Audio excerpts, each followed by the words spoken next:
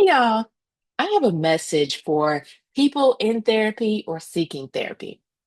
My message is that therapy is a trend. It is very trendy right now for people to get therapy. In January, people were booking sessions like it was LA Fitness, which is great. Nobody's complaining about that. I'm so glad people are buying into the importance of taking care of your mental health.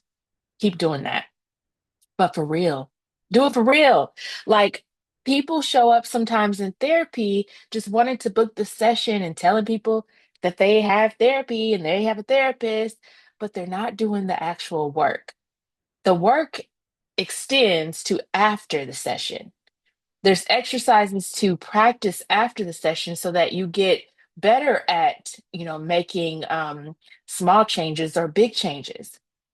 The work is in the session as well. It's not to show up and say everything's going great. This is what I'm doing. It's to learn new tools. It's great that everything's going great, but I don't think you would be there if everything was going great, right? So it's there to learn. You're there to learn new tools.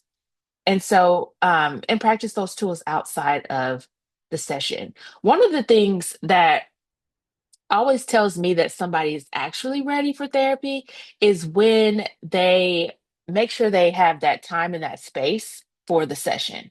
So I always recommend that clients have a quiet and a private space for that 45 minutes to 60-minute session. That means you let everybody know that you have a session and you need to be uninterrupted. Um, because otherwise, it's kind of like you're try to mix it in with all the other stuff you got going on. There's people that try to have a session while they're shopping, while they have other conversations going on, maybe multitasking. Um, it is your time. And so nobody can tell you what to do with your time. You're actually paying that person to do a service for you. But to get the best possible outcome from therapy, you really should make it your time. You should make it your time for yourself without, or at least minimal distractions. Some people have cats and dogs that run through the house, and that's fine. Sometimes that can be therapeutic, right? To pet your animal during the session. Um, but minimal distractions. That usually tells me that somebody is really ready to do the work, to put in the effort, to listen, to explore, to process.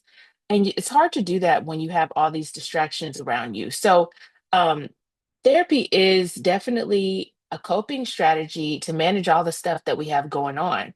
So, if it's going to be used as a coping strategy, then you have to have that time set aside to actually get the best out of it. So yeah, my little tips for those of you out there that are in therapy and that are seeking therapy. Therapy's trendy, but let's do it for real.